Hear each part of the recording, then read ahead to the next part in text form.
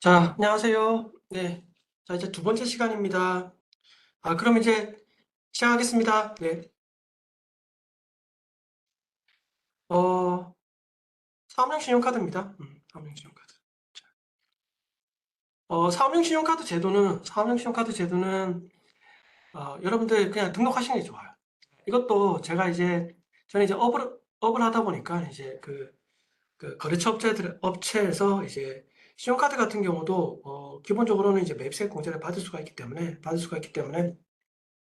하는데, 음, 사업용 신용카드로 등록하시면은 굉장히 많이 편리합니다. 편리한데 왜 편리한지는 제가 이제 하면서 좀 말씀드릴게요. 자, 사업용 신용카드 제도는 이거예요. 개인 사업자가 가사 경비가 아닌 이제 사업과 관련된 경비를 지출 용도만 쓰는 경우에 홈택스에 등록하는 제도예요. 한번 등록되면은 요거 이제 홈택스에서 그 내역을 가져올 수 있습니다. 가져올 수 있고.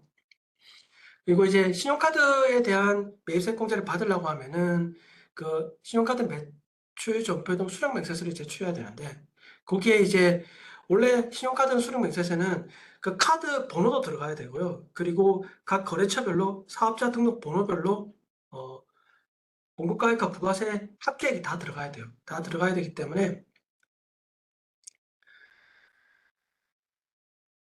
하나하나 다 입력시키려면 굉장히 일이 많아집니다. 일이 많아지기 때문에 근데 이제 사업용 신용카드로 등록되어 있으면은 그거는 어, 뭐 카드 번호나 이런 거 안 넣으셔도 돼요. 그냥 합계 금액만 넣으면 됩니다. 그래서 굉장히 편리합니다. 그 법인 사업자 같은 경우는 어, 저기 홈택스에 별도로 등록할 필요 없어요. 법인 카드 자체가 사업용 신용카드이기 때문에 사업용 신용카드는 어떻게 등록하냐?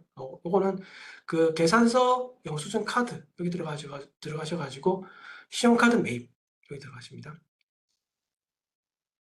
그리고 사업용 신용카드 등록 조회 여기 들어가시면 돼요. 들어가시면 되고 여기에서 요 들어가시면 요 메뉴가 나타나요. 그러면 여기다가 요 선택을 누르시면 카드 회사들이 나타나요. 쭉 나타나는데 이게 뭐 BC카드냐 뭐 국민카드가 나타나면 그거 하시고 여기다가 카드 번호를 넣으시면 됩니다. 그리고 휴대폰 번호 넣고 등록 접수하기 동의하고 등록 접수하면은 어, 접수가 돼요.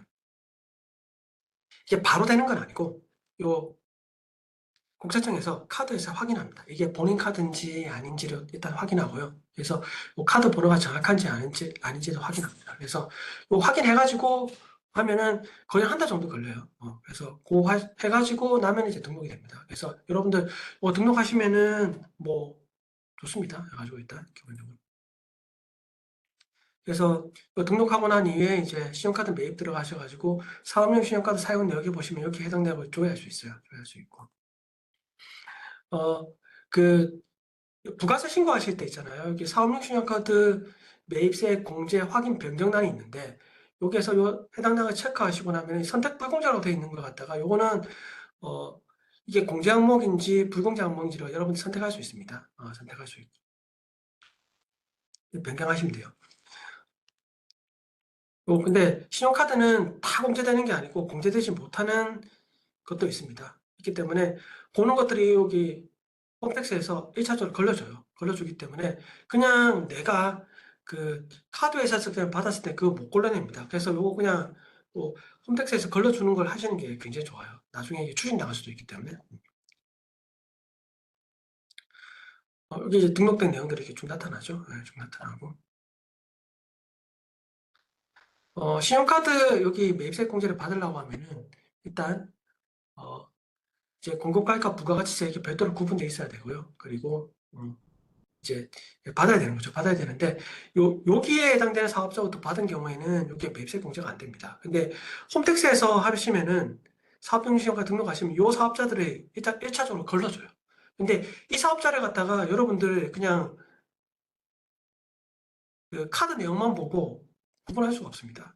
예를 들어 가지고 직전 연도 공급 대가 4,800원 미만인 개인 사업자, 개인 가리과세자인지 이걸 어떻게 알아요? 못합니다. 그래서 요 사업자로부터 받은 거는 당연 불공제로 나오거든요. 그래서 이게 1차적으로 걸려주기 때문에 그리고 또 신규 간이가세제를 적용받는 신규 사업자 요거 사업자 등록 하나하나 넣어가서 하셔야 되는데 요거 하시려면은 요거 하다가 부가세 신고할 때 시간 다 가버려요. 그러니까 기본적으로 등록하시는 게 좋습니다. 그리고 매세 사업자 이러한 사업자들도 발행하는 경우에는 요거는 이제 매입세 공제가 안 됩니다. 그래서 가끔씩 이제 보다 보면은 요것뿐만 아니라 그 다음에 뭐 매입세 불공제된 항목들이 있어요. 뭐 가령 예를 들어 가지고 뭐 이제 사업과 관련이 없는 거라든지 또는 이제 기업원부 침해, 접대비와 기업원부 침해 관련된다든지 이런 것들은 이제 매입세액이 공제가 되지 않는 항목들인데 이런 것들도 여러분들이 거기에 해당되면 이거 빼주셔야 돼요. 그래서 자 그리고 또 이런 경우도 있어요. 자 사업자 사업용신용카드는 사업자 본인 것만 등록할 수 있습니다. 예. 이제 본인 외 거에 대해서 수취한 경우 이때도 매입세액 공제가 가능한지 이게 국세청 예규랑 이런 거 보면은 일단 가능합니다. 예를 들어 가지고 종업원이나 일단 가족 명의의 신용카드로 수취한 경우에도 해당 그 사항 자체가 사업과 관련이 있고 매입세액 불공제되는 항목이 아니라면 이렇게 기본적으로 공제받을 수가 있어요. 그리고 법인 소속의 임직원이 받은 개인 카드로 하는 경우에도 공제받을 수가 있습니다.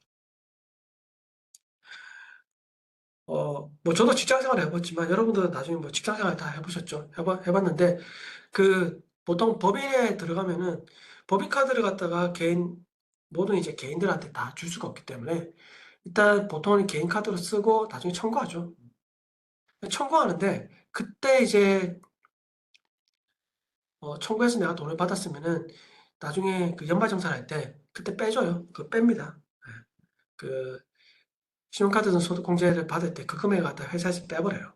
제가 다니는 회사 같은 거 다 뺐거든요. 해가지고 다 뺐는데 그 뺀 이유가 회사의 경비를 사용했기 때문에 빼는 거예요. 그래서 그런 것들은 이제 여기서 매입세 공제를 받을 수가 있습니다. 자, 다음. 자, 사업자 등록을 하기 전에 주민번호로 발급받은 세금계산서 받았는데 이거 매입세 공제가 가능한지? 가능해요. 일단 기본적으로. 자, 등록 전 매입세액 같은 경우는 앞선에서 제가 얘기했듯이 공급 시기가 속하는 과세 기간이 끝난 후 20일 이내 사업자 등록한 경우에는 가능합니다. 그래서 1기 같은 경우는 7월 20일까지, 그다음에 2기 같은 경우 다음 연도 1월 20일까지 사업자 등록을 신청한 경우에는 해당 그 매입세액 공제가 가능해요. 근데 좀 주의할 점은 있어요. 이거 좀 나중에 설명해 드릴 겁니다. 해가지고. 자, 내가 사업자 등록을 하고 신청하고 난 이후에는 사업자 등록 번호가 나오죠. 번호가 나오기 때문에 그때부터는 개인 명의로 주민번호로 발급받은 건 공제가 안 됩니다. 네, 주의하셔야 돼요. 자, 사업자 등록 번호가 나오기 전에, 그때 등록하기 전에, 자, 주민번호로 수취한 것 갖다가 이거 매입세 공제를 받으려고 하면은, 일단, 요 전자세금계산서를 받았으면은, 요거 일단 여기서 조회하셔야 돼요. 그래가지고, 요 세금계산 조회한 눌러가지고, 여기다가 계산서 영수증 카드 들어가셔가지고, 어, 전자계산서 조회 누르시고, 주민번호 수취분 전환 조회라는 게 있어요. 그러면 여기 이제 전환을 클릭하시면은 다음과 같은 화면이 떠요. 그러면 여기서 조회하시면은 주민번호로 발급받은 내역들이 떠요. 그럼 여기서 전환하기 누르시면 전환이 됩니다. 그래서 요거 전환하셔가지고 나중에 매입세 공제를 갖다가 받으시면 됩니다. 주의사항이 있는데 이거요. 자, 앞선에서 얘기했듯이 자, 공급시기가 속하는 과세기한이 끝나면 20일 이내에 사업자 등록 신청한 경우에만 주민등록 발급분에 대해서 세금계산서 그에 대한 매입세 공제가 가능합니다. 사업자 등록을 신청하기 전에 주민번호로 수취한 것만 가능한 거죠. 가능하고. 사업자 등록 신청하고 난 이유는 뭡니까? 사업자 번호가 나와 있죠. 나와 있기 때문에 그때는 사업자 번호로 발급받으셔야 돼요. 그래서 전환할 수 없으면 이때는 매입세 공제도 안 됩니다. 주의하셔야 돼요.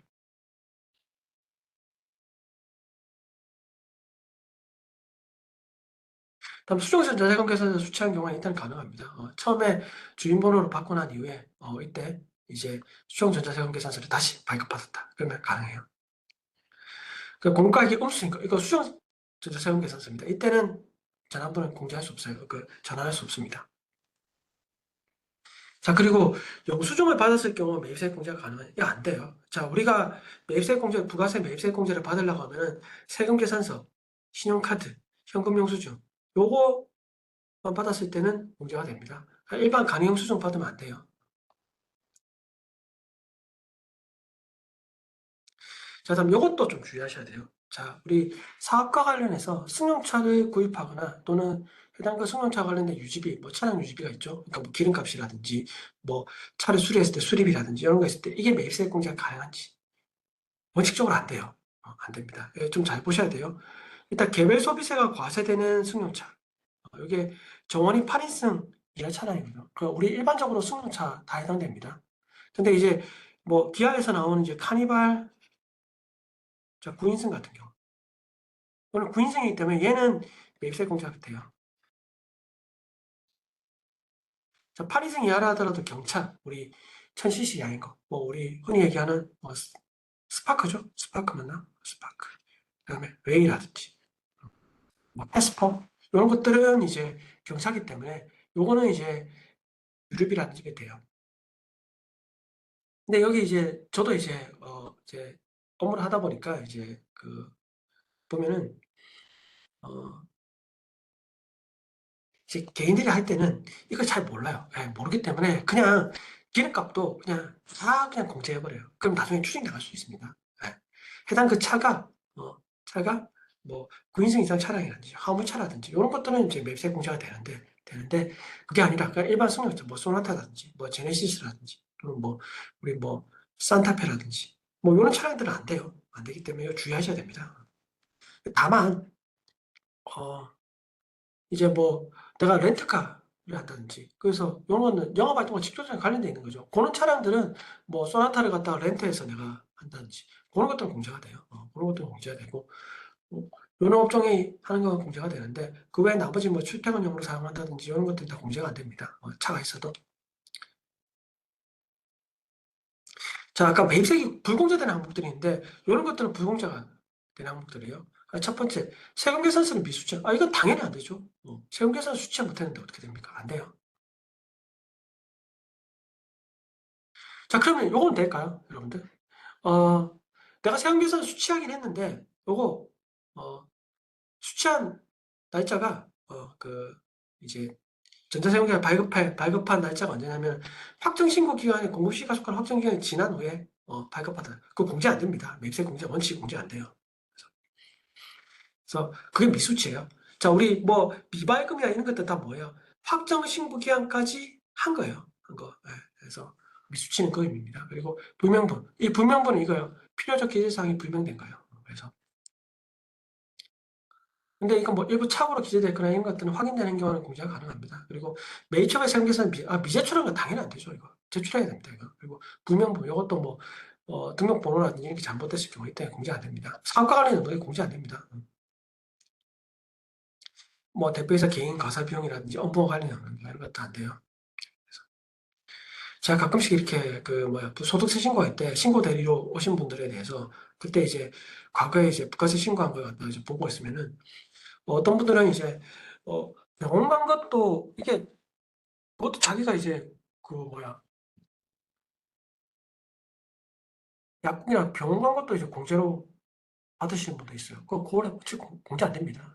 그런 것들은 뭐 병원이라 하더라도 이게 직원 이상 복리후생 목적이 된다고 하면은 되겠지만 근데 병원은 어차피 자체가 다 면세기 때문에 공제가 안 돼요. 근데 그런 것들도 공제를 해서 받으시는 분도 있어요. 신고할 때. 그건 안 됩니다. 주의하셔야 돼요. 그리고 비용용 소형 승용차 구입가유지 이런 건 아까 제가 말씀드렸죠. 이거 안 됩니다. 이거. 그리고 기업 업무 추진비 접대비와 관련된 거 안 됩니다. 뭐 거래처 선물용 이런 거 안 돼요. 그리고 면세사업과 관련된 거. 요거는 앞서에서 누가 어떤 분 말씀하셨는데 내가 과세사업과 면세사업과 겸용하시는 사업자들이 있어요. 그분들은 면세사업과 관련된 거는 공제 안 돼요. 그래서 저도 이제 과거에 이제 회사 다닐 때 과세하고 면세하고 겸용하는 사업자였어요. 사업자였는데 그때 과세사업과 면세사업에 겸용으로 사용되는 것 같은 경우는 공제가 안 됩니다. 면세사업 관련된 거. 토지가 면세기 때문에 토지의 자본적 지적 관련된 건 공제가 안 돼요. 등록을 신청하기 전에 매입세, 이거 공제 안 된다고 했죠. 근데 다만 공급 시기가 끝나는 20일 이내 한 경우에는 공제가 됩니다. 자, 이제 부가세와 관련된 절세 전략이라고 했는데 전략이라기보다는 자, 이런 것들은 있으면은 이제 좀 됩니다. 이거죠. 자, 이제 기본적으로 절세할 수 있는 사유예요. 일단 첫 번째 뭐냐? 적격 증빙을 수취하라는 거예요. 뭐 그건 당연한 거죠. 해가지고 이게 세금계산서, 신용카드 매출증표, 그다음에 현금영수 지출증빙을 하셔야 돼요. 이거 소득공개로 하시면 안 됩니다. 그리고 우리 세금계산서 받을 때 휴평 여부라든지 사업자 등록이 제대로 된 사업자인지 확인하셔야 됩니다. 특히 첫 거래 시에는. 세금계산서는 공급 시기에 받아야 되죠. 공급 시기에 받아야 됩니다. 공급 시기 이후에 세금계산서 수취한 경우에는 가산세가 부과될 수도 있고요. 또는 이제 확정 신고 기한이 지난 후에 발급받은 경우에는 전자세금계산서 발급받은 경우에는 이게 매수세 공제를 받지 못합니다. 종이세금계산서는 뭐 이게 이후에 받았는지 안 받았는지 알 수가 없죠. 근데 우리 전자세금계산서 같은 경우는 자료가 다 남기 때문에 이거는 주의하셔야 돼요. 자료상으로부터 이제 가공세금계산서 수취하지 마세요. 이거 걸리면은 이거 뭐 굉장히 크게 먹습니다, 세금을. 그리고 신고 기한에 제때 신고해야 됩니다. 제가 아까 말씀드렸죠. 모든 세목들은 신고 납세하는 모든 세목들은 일단 세법에서는 기본적으로 신고 기한 내에 신고한 거는 납세자가 신고한 걸 갖다가 적정한 거로 봐요. 성실한 걸로 봅니다. 근데 신고 기간이 지나서 신고하는 것 같은 경우는 원칙적으로 불성실하다고 봐요. 네. 그래서 기한후 신고 같은 경우는 법적으로도 세무서에서 결정하도록 돼 있어요. 결정이라는 말이 뭐냐면 세무서에서 내가 도장을 땅땅 찍어야지 그게 이제 확정이 되는 거예요. 그래서 결정하고 되어 있기 때문에 여러분들 신고는 제때 하셔야 됩니다. 무조건. 요거는. 그리고 음식점을 경영하시는 분들 같은 경우는 자 면세로 구입한 농축수 입상물 같은 경우는 매입세 공제 받을 수 있습니다. 자 면세로 구입해 부가세 내가 부담한 매입세액이 없다 하더라도 적격 증빙을 수취했으면 계산서라든지 수취했으면 의제 매입세 공제를 받을 수 있어요. 그게 뭐 최대 109번의 구니까 뭐 거의 뭐 9%에 상당하는 금액을 갖다가 공제 받을 수 있습니다. 10억 이하의 개인 사업자 같은 경우는 자, 신용카드 발행세 1.3% 공제를 받을 수 있으니까 이거 꼭 받으시면 됩니다. 자, 우리 부가세와 관련된 거는 여기까지 하겠습니다. 부가세 하는 게 좀 내용이 좀 많습니다. 많고, 이제 다음은 이제 원천세 관련된 사항에 대해서 같이 한번 알아보겠습니다. 자, 원천징수입니다. 자, 원천징수의 개념부터 먼저 보겠죠. 자, 원천징수란 뭐냐? 이거요. 소득을 지급하는 자가 소득을 지급할 때 그 세금 상당을 떼고 나머지 차익만 지급하는 거예요. 그래서 여기 흐름을 보시면 이래요. 자, 소득을 지급한 자 소득을 지급하면서 기속자로부터 원천징수세액을 갖다가 거래징수합니다. 그러니까 요 금액을 빼고 소득을 지급하는 거예요. 그러면 원천징수 의무자는 요걸 원천세를 신고납부하죠. 요 언제까지 신고납부합니까? 원칙적으로 징수일이 속하는 달에 다음 달 10일까지 신고하는 거죠. 10일은 제가 중요하다고 했습니다. 부가가치세는 25일이 중요하고요. 25일. 네. 그리고 세금계산서를 발급하는 거와 그리고 원자재 신고하는 10일이 중요합니다. 그래서 다음 달 10일까지입니다. 10일까지 하고 그다음에 우리 지급명세서를 제출하죠. 제출하고 나면 이거 확인 검토해가지고 자 이제 소득 기속자는 우리 종합소득 신고한다든지 또는 우리 그 근로장려금을 지급한다든지 이렇게 지급합니다. 이 흐름이 이래요. 그러니까 원천징수 의무자가 누구냐 이거예요. 소득을 지급하는 자는 다 원천징수 의무자예요. 이거는 좀 주의하셔야 됩니다. 이게 이제 사업자가 인지 아닌지를 중요하잖아요. 네. 지급하는 자는 일단 다 원천징수 의무가 있습니다. 그래서 사업자 등록 유무와 뭐 얘기로 보면 사업자 등록 유무와 상관없습니다.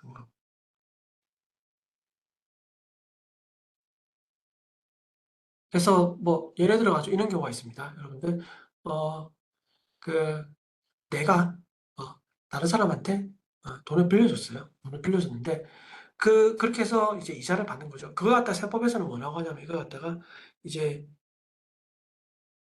은행업이 아니기 때문에 비영업 대금 이익이라고 해요. 자, 이러면 세법은 25%를 갖다가 원천징수하라고 되어 있거든요. 그러면 지방소득세까지 포함하면은 27.5%입니다. 요거를 갖다가 원천징수하라고 했는데 요것도 사업자 등록의 여부와 상관없이 원천징수하는 게 원칙이에요. 근데 안 하죠. 대부분 안 하죠. 여러분들 하신 경우가 주위에 본 적 있어요? 거의 없을 겁니다. 예. 왜냐하면 요 거를 갖다가 과세를 포착하기가 어려워서 안 하는 거예요. 근데 알면은 이것도 당연히 과세하는 게 원칙입니다. 뭐 저 같은 경우는 세무사기 때문에 저도 이제 어, 사업을 시작하기 전에, 그러니까 사업자 등록을 내기 전에, 일단, 뭐, 인테리어도 하고, 뭐, 이렇게 해야 되기 때문에, 제 동생한테 돈을 좀 빌렸어요. 돈을 빌렸는데, 그러면서 이제, 이자도 지급했습니다. 이자를 지급할 때, 그때 세금 떼고 졌어요. 그리고 와서, 그 당시 아직 사업자 등록을 내기 전이라서, 그때는 제 개인 명의로 해서 원천징수를 하고, 원천세도 신고했습니다. 그렇게 신고하셔야 돼요, 원칙적으로. 근데, 뭐, 저는 이제 뭐 세법을 잘 아니까 그렇게 한 건데, 근데 일반적으로는 이렇게 하는 분들을 제가 주위에서 좀 본 적이 없어요.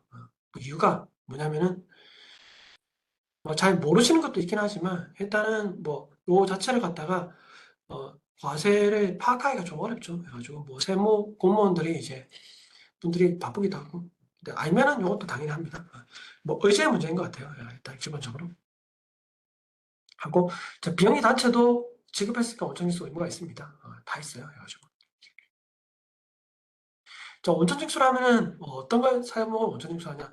뭐 이자, 배당, 사업, 근로 뭐 다 포함되는 겁니다. 이게 뭐 연금도 하고 연금은 보통은 이게 여러분들이 하는 게 아니라 연금 연금 사업자가 하기 때문에 뭐 여러분들 그게 상관없죠. 뭐 그 기타 소득도 마찬가지입니다. 대기 소득도 마찬가지고 요거 다 뭐다 원천 징수 하셔야 됩니다.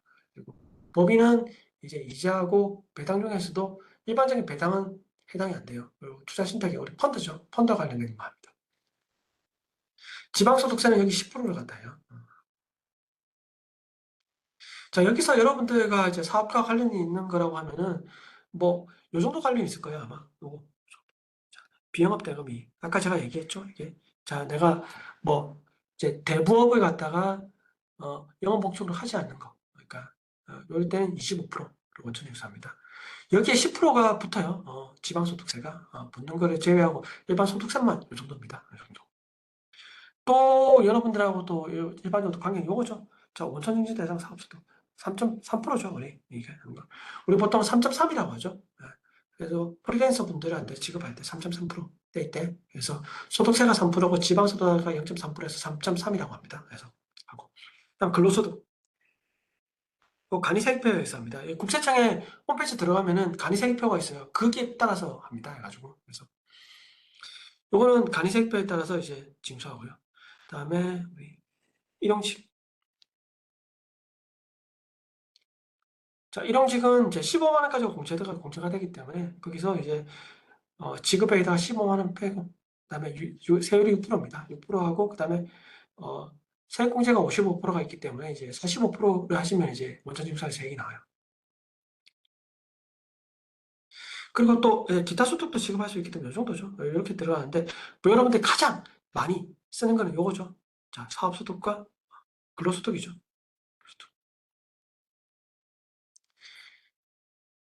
자, 여기 사업에 여기 근로소득이 들어있는데 이게 일단 여기 근로소득입니다. 여기 근로소득. 여기까지로 제가 끊어야 되는데 여기 좀 이렇게 좀 오타가 있네요. 그래가지고 요거 기억하셔야 돼요. 일단 내가 프리랜서로 돈을 주고 있다. 그러면 3%, 3.3% 떼고 주셔야 돼요. 근데 저도 이게 보니까 이게 건설 현장에 이제 근무하시는 분들은 이게 세금을 떼기가 좀 그렇대요. 이게 세금을 떼버리면 그 이제 하시는 분들이 모집이 잘 안 된대요. 그래서 일단 뭐 사업주가 부담하는 경우도 있습니다. 그래가지고 그래서 일단은 떼는 게 원칙입니다. 여러분 떼고 주세요.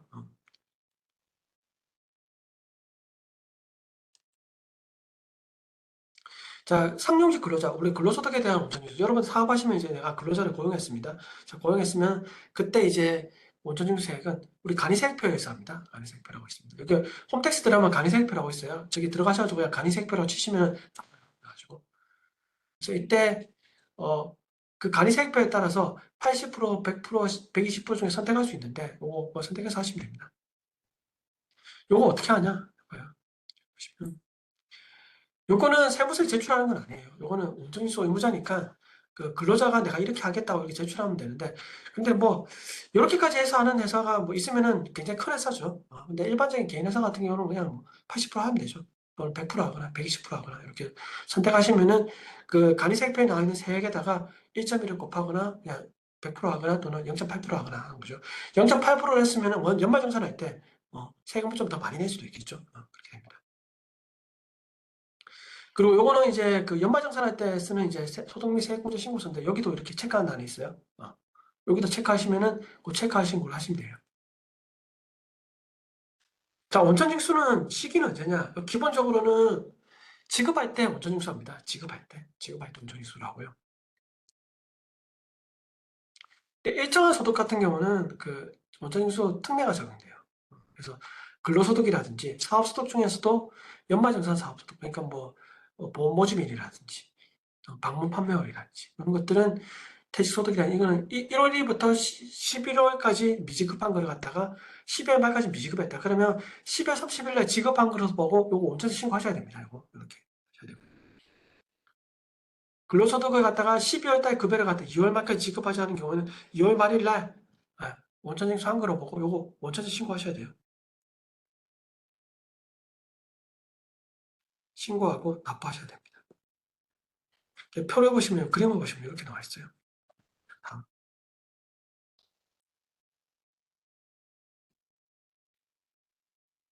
그다음은 뭐 과세 최저한이라고 해가지고 우리 기타 소득 같은 경우는 기타 소득 금액이 5만 원 이하일 경우에는 요거 원천징수 하지 않습니다. 요거 건당 5만 원 이하니까 이게 소득 금액은 수익 금액에서 필요 경비를 차감한 거예요. 우리 일반적으로 뭐 원고료라든지 뭐 강사료라든지 이런 것들 60% 필요 경비가 적용되는 것 같은 경우는 수익금에서 60%뺀 40%에 해당되는 금액이 5만 원 이하일 때는 이게 징수하지 않습니다. 하고 그리고 또 여러분들 또 이제 우리 좀 많이 사용되는 게 요거죠.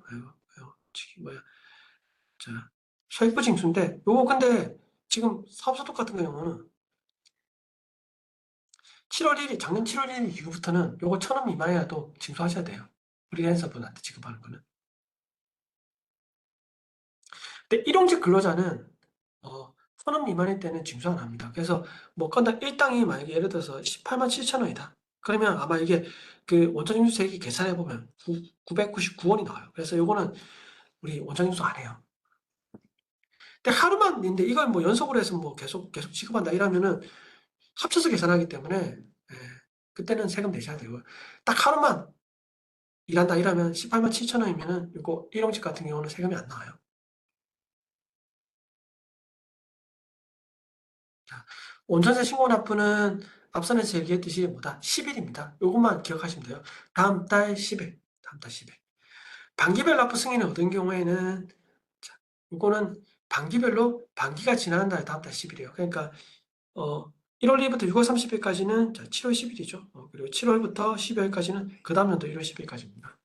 예, 반기별 승인을 얻을 경우에는 그렇습니다. 이거는 뭐 소규모 법인이 소규모 사업자예요. 20인 이하. 근로자가 20인 이하인 경우. 근데 저는 좀 이게 그러니까 세금을 조금 늦게 납부하니까 이게 그 반기별 납부가 좀 유리하긴 해요. 유리하긴 한데 근데 저 개인적으로 봤을 때는 이게 어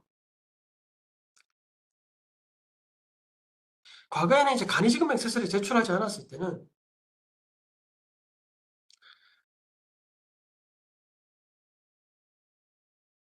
그 과거에 간이지급 액세서리 제출하지 않았을 때는 이게 좀 유리했는데 근데 간이지급 액세서리를 매월마다 지급해 제출해야 되기 때문에 하는 일은 거의 비슷합니다. 비슷하고 납부만 좀 늦게 한다는 뿐이죠.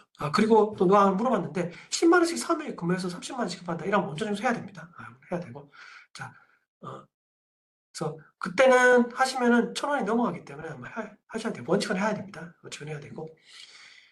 부장을 맡기고 있는데 원전세 신고 확인하는 방법이 있나요? 뭐 저희가 무슨 의미인지 잘 모르겠는데 기장하고 있으면 기장하는 업체 그 기장하는 저기 회계사무소에서 그 업체한테 원전세 신고 내역을 받아가지고 신고를 하겠죠. 신고를 하고 그래서 뭐 납부세액이 있으면은 이제 납부서를 주겠죠. 주고 홈택스 가시면은 신고 내역을 확인할 수 있습니다. 확인할 수 있어요. 그리고 뭐 접수증이나 이런 걸 달라고 하시면은 뭐 신고 내역을 확인할 수 있죠. 근데 그 신고하면 접수증이 나오니까 확인할 수 있습니다. 반기별 납부를 신청하는 경우에는 1월 1일부터 6월 30일까지는 그 직전 월에 신청하는 겁니다. 그리고 나서 그리고 자, 2기 때는 이게 12월 1일부터 12월 30일까지 그때 신청하는 거고요. 포기도 마찬가지입니다. 포기는 포기할 때 그때 포기하면은 이제 포기 신청서 제출하면 됩니다. 자, 포기일까지는 네, 다음 달 10일까지 이제 신고하셔야 돼요.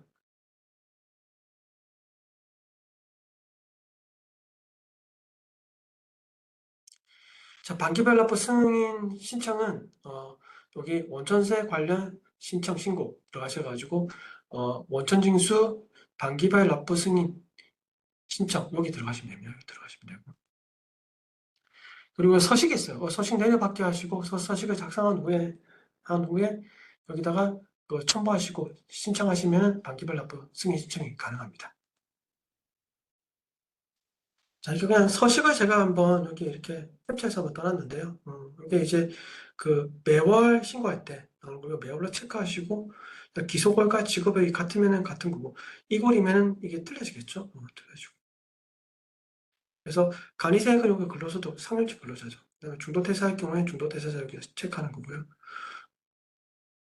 그리고 프리랜서는 여기 매월징수, 여기 들어가서 신고합니다. 구체적으로 신고 작성하는 방법에 대해서는 좀 생략하겠습니다. 여기까지 해버리면 시간이 너무 많이 들어가가지고 일단 하고 자 단기 같은 경우는 여기 기소월은 그 해당 시작월이 돼요. 그래서 2기 같은 경우는 7월이 되고 그리고 지급월은 그 반기 마지막 12월이 돼요. 그리고 이게 반기로 체크하시면 됩니다. 자, 전자신고를 할 수 있죠. 전자신고하고 되는 거. 이건 뭐 그냥 우리 홈택스 들어가서 직접 신고하는 방법도 있고요. 해결 프로그램 있으면 이게 뭐 변환해서 신고하는 방법이 있습니다. 네, 다음 달 10일까지예요. 요거 날짜가 중요한 겁니다. 제가 아까 얘기했듯이. 자, 다음 가산세인데요. 가산세. 어, 원천세를 납부하지 않은 경우에는 이제 가산세가 나옵니다. 가산세는 미납세액의 3%예요. 신고는 하고 납부를 안 했습니다. 그러면 이 납부 가산세로 들어갑니다. 이게.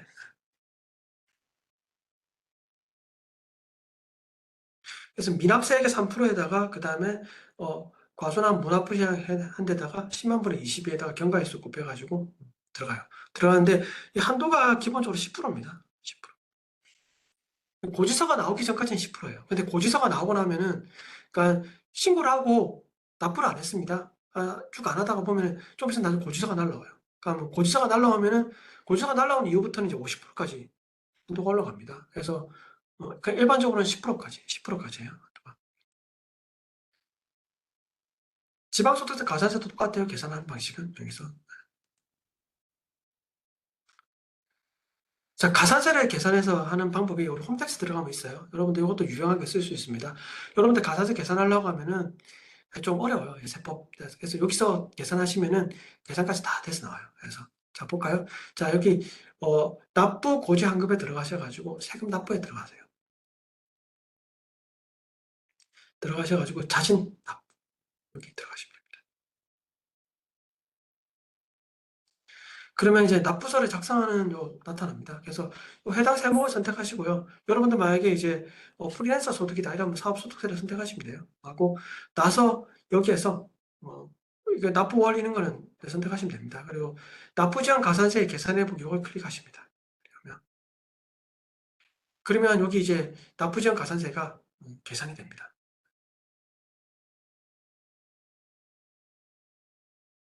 그래서 그 해당 미납세액을 여기다가 입력을 하시고요.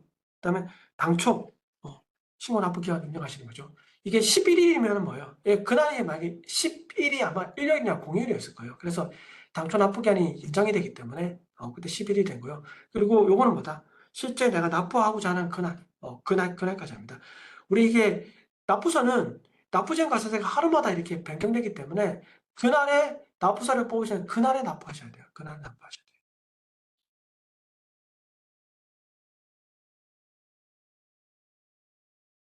그러면 이제 납부지원 가산세가 이렇게 계산이 돼요. 한도액은 10%인데 10% 미만이죠. 그래서 10%까지. 10%가 초과하면은 뭐 이 한도까지만 계산돼요. 그래서 이렇게 계산이 됩니다.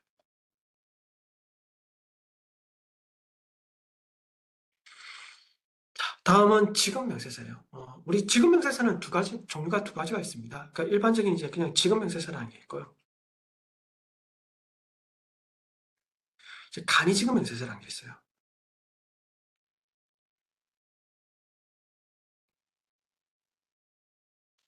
이게 옛날에는 간이지급 명세서가 없었는데 이게 이제 국세청에서 소득 자료를 갖다가 실시간 확보하고 이제 과세하게 하기 위해 가지고 간이지급 명세서를 갖다가 이제 제출하라고 되어 있습니다. 그래서 일이 많아졌죠. 일이 많아졌어요. 지급 명세서는 1년에 한 번만, 네, 1년에 한 번이죠. 기본적으로. 일용직을 제외하고 나머지 한 번입니다. 한 번이고. 간이지급 명세서는 기본적으로 매월 지급해야 돼요. 그러니까 일이 굉장히 많아져요. 많아졌습니다. 요 한번 보겠습니다. 자, 첫 번째 간이지급 명세서예요. 자, 일용직 근로자가 아닌 근로자죠. 이게 우리 일반적으로 요걸 갖다 상용 근로자라고 해요. 근데 상용 근로자에게 지급하는 근로소득. 기본적으로 지금 현재는 지급일이 속하는 달의 반기의 마지막 달의 다음 달 말일이에요. 그러니까 반기니까 언제예요? 언제까지 제출합니까? 자, 우리 첫 번째 일기 때는 언제예요? 우리 1월 1일부터 1월 1일부터 6월 30일까지 해당되는 거는 언제? 7월 31일이죠. 그리고 다음에 이제 그 2기 때 7월 1일부터 12월 31일까지는 언제입니까? 그 다음 연도 1월 31일까지 하셔야 되는 거죠. 하셔야 되는데, 요게 이제 올해까지는 그렇고요. 내년부터는 이게 원래 법은 과거에 바뀌었어요. 이게 2024년도부터 원래 적용하기로 되어 있었는데, 이게 이제 그 너무 이제 급격하게 바뀌면은 이제 좀 힘들어질 것 같아가지고 이제 좀 연장했습니다. 연장해가지고 내년부터는 2020년 1월 1일부터는 이것도 매 뭘로 바뀌어요. 그래서 매달 그 다음 달 말일까지로 바뀝니다. 내년부터는 매달 간이지급명세 근로소득도 매달 간이지급명세서를 제출하셔야 됩니다. 다음에 사업소득도 마찬가지. 지급일이 속하는데 다음 달 말일입니다. 지금. 그래서 1월 달 거를 갖다가 언제까지 지급해야 돼요? 그러면 2월 말일까지 제출하셔야 됩니다.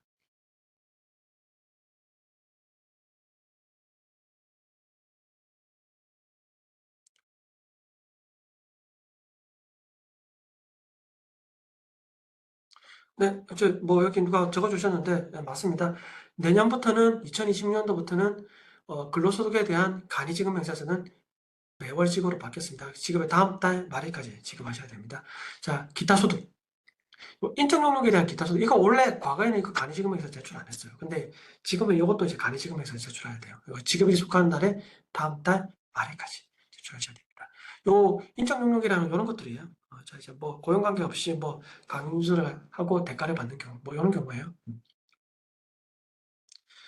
뭐 우리 뭐 수당 등을 받는 경우예요. 고용관계 없이 수당 등을 받는 경우. 이게 일시적으로 하고 받는 경우입니다. 이거 사업적으로 계속하면 사업소득이 되겠죠.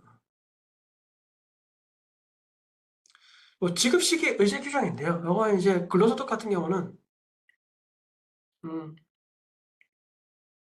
사업소득 같은 그러니까 질의하셨는데 조금 이따 나올 거예요. 제가 다시 설명해 드릴게요. 좀 앞서가시는데 제가 금방 다시 조금 이따 나옵니다. 그때야 제가 설명해 드릴게요. 자, 근로소득 같은 경우는 12월번 소득을 갖다가 1월 다음 해 1월에 지급하는 경우 그때는 그까지 포함해서 다음 달 말일까지 제출해 1월분도 다음 달에 지급하셔야 돼요. 1월분까지 그러니까 1월 지급분까지 포함해서 이제 제출하셔야 되고요. 연말정산 대상소득도 마찬가지입니다. 이게 과세기한 종료일이 12월 31일까지니까 이게 다음 달 말일입니다. 그 외의 사업소득은 지급이 속하는데 다음 달 말일입니다. 그래서 뭐 예를 들어 가지고 12월 귀속을 1월에 지급했다. 그러면 사업소득은 언제입니까? 1월 지급했으니까 2월 말일까지 간이지급명세서를 제출하면 되는 거고요. 근데 이게 근로소득이다. 그러면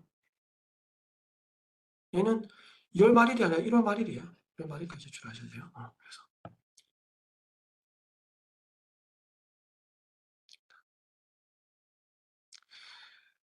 간이지급명세서를 미제출했습니다. 미제출한 경우에는 제출하지 않은 금액의 0.25% 가산세가 부과되고 제출된 간이지급 명세서가 불명하거나 사실과 다른 경우에는 이때 0.25, 이것도 0.25%예요. 지연 제출하는 경우. 요거는 반을 감액해 줍니다. 0.15. 3개월인데, 이게 사업소득과 기타소득은 1개월이네요. 그리고 이게 근로소득은 3개월입니다. 3개월인데, 근로소득도 내년부터는 이게 바뀌어요. 2개월이네. 매월지 제출이기 때문에. 그래서. 그리고 기타소득. 이건 한시특례인데 지금은 이제 2025년도니까 끝났죠? 끝나가지고 이게. 2024년도 중에는 이제 제도가 급격하게 바뀌기 때문에 그때는 이제 지금 엑세스만 제출하면은 이제 면제됐습니다. 간이 지금 엑세스 양식이에요. 그래서 지급원을 선택하고 해서 뭐 제출하시면 됩니다. 이렇게. 다음 지금 엑세스예요. 지금 엑세스. 자, 지금 엑세스는 언제 제출하냐? 근로하고 퇴직, 사업소득 같은 경우는 그 다음 년도 3월 10일이에요. 그래서 우리 근로소득자 같은 경우 연말정산하죠. 연말정산은 언제예요? 보통? 예, 2월에 하죠. 2월에. 2월에. 그래서 2월에 하고 3월 10일까지 원천세 신고도 하고 그다음에 지급명세 제출하고 나면 1차적으로 끝나요. 끝나고 이자 배당 기타 소득은 2월 말일입니다. 자, 일용직 근로소득 지급명세서는 이거 간이지급명세서랑 똑같아요. 우리 요금보다 지급일에 속한 달의 다음 달 말일까지입니다. 미지급한 일용직 면세가 원천에 특례 적용되는 경우에 또 1월 말일까지고요. 그리고 여기 나옵니다. 자, 원천징수대상 사업소득 같은 경우는 사업소득 요것만 해당돼요. 사업소득하고 여기 기타 소득만 해당됩니다. 그래서 연말정산 대상인 사업소득을 제외합니다. 요거는 보험보증인이라든지 뭐 방문 판매원이라든지 뭐 요런 거예요. 업무 배당원이라든지 요런 거 제외하고 일반적인 프리랜서 소득 같은 경우는 간이지급명세서를 제출하면 지급명세서는 제출하지 않으셔도 돼요. 유죄됩니다.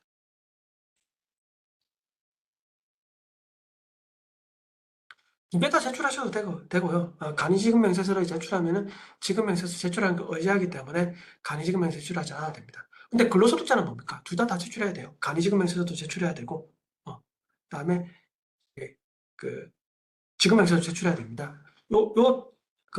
프리랜서인 사업소득과 기타 소득에 대한 간이지급명세서만 해당돼요. 이때는 간이지급명세서를 제출하면은 그 제출한 부분에 대해서는 지급명세서를 갖다가 제출한 것을 의지하기 때문에 지급명세서는 제출하지 않으셔도 됩니다.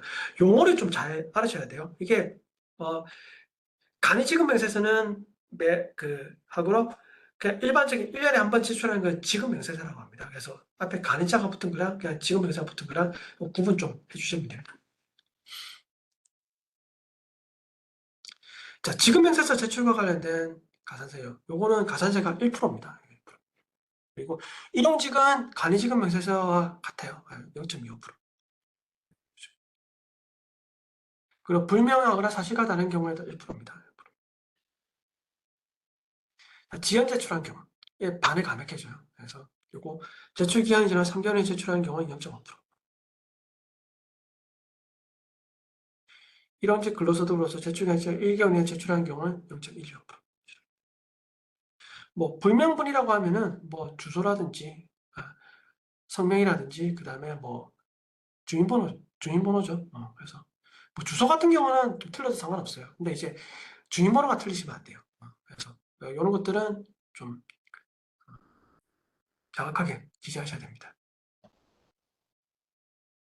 왜냐하면 간이지급 맹세사나 이런 데는 주소란이 적는단이 없어요. 그래서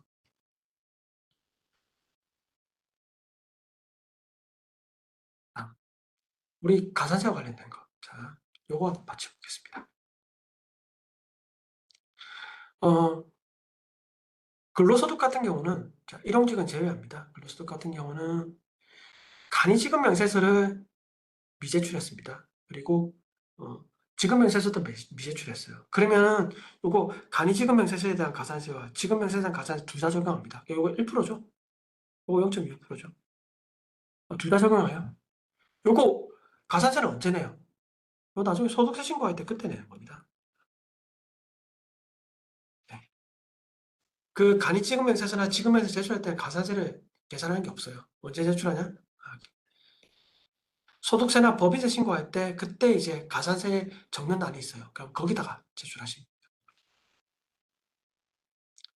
자, 그리고 간이지급명세서는 제출했는데 지급명세서를 제출하지 않았습니다. 그때는 그 지급명세서에 대한 가산세를 적용합니다.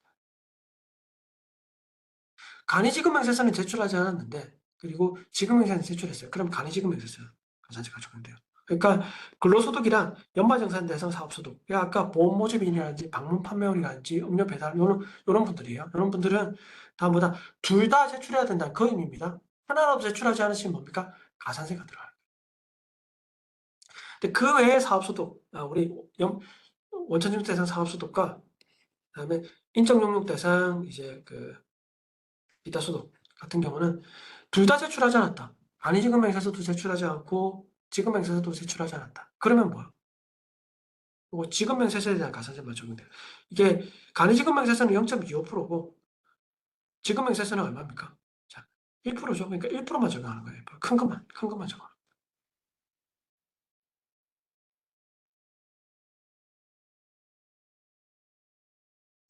자, 그리고 간이지급명세서는 제출했는데 지급명세서는 제출하지 않았습니다. 이때는 자, 가산세가 없어요. 앞선에서 얘기했듯이 간이지급명세서를 제출하면은 지급명세서 제출한 부분에 대해서는 의제된다고 했으니까 이게 가산세가 없습니다. 그러니까 2024년 1월 1일 이후부터 그러니까 지금부터는 다 해당 사항이 없습니다. 자, 그리고 간이지급명세서는 제출하지 않았어요. 제출하지 않았는데 지급명세서를 제출했습니다. 이때는 간이지급명세서에 대한 가산세만 적용해요. 좀 주의하셔야 됩니다. 그래서 요 앞선에서 말했던 이 가산세는 언제 적용한다? 여러분들이 나중에 소득세 또는 법인세 신고할 때 해당 가산세까지 추가해서 신고하셔야 됩니다. 네. 자, 근로소득에 대한 우리 지급명세서인데요. 해당 내용들 제가 뭐 캡처하고 따놨습니다. 이거 뭐 그냥 한번 기본적으로 한번 보세요.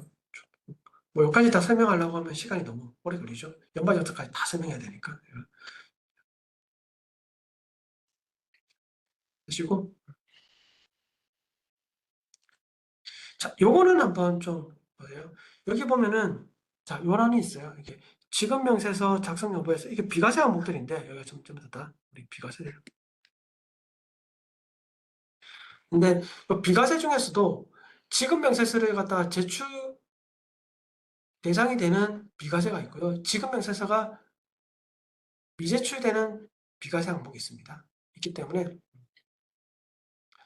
그걸 좀 구분하셔야 됩니다. 그거 구분하셔야 되는데 이게 왜 구분해야 되냐면 우리 아까 앞선에서 원천세 신고할 때 여기 간이세액이 나오면 총 지급액에 들어가는 항목이 있잖아요. 이 안에 그 지급명세서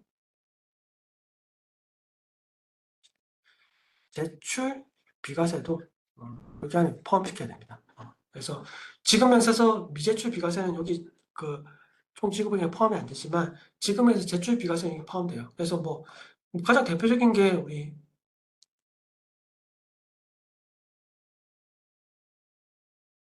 식대. 식대 20만 원은 식사를 제공받지 않으면 식대 20만 원에 대해서 우리 비과세죠, 여러분들. 그래서 비과세인데 얘는 비과세인데 제출 비과세예요. 그러면 얘는 앞선에서 얘기한 그 원천징수 이행상황 신고서의 간이세액의 총 지급액에 여기가 포함돼야 됩니다. 근데 우리 자가운전 보조금 같은 경우는 자, 종업원에 대한 개인 차량을 갖다가 회사 업무에 사용합니다. 근데 이제 여비등을 갖다가 주지를 않고, 그러니까 실비 정산하지 않고 실제 이제 뭐 월 20만 원까지 이렇게 어 우리 자가운전 보조금을 주는 경우가 비과세를 하는데 요거는 이제 우리 미제출 비과세예요. 미제출 비과세이기 때문에 요거는 우리 그